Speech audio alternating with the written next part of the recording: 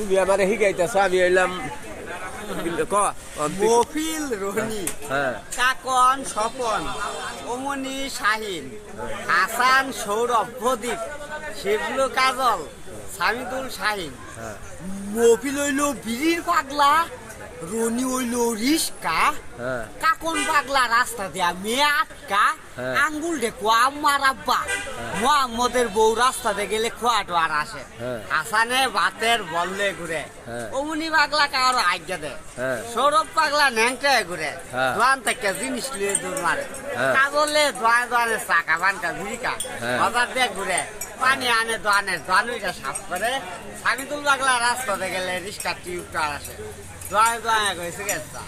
Shine পাগলা দুইটা আমি কেহা আর পুকুরের মাছ খালুই আর বসি, এক পাগলেরই এক জাতি।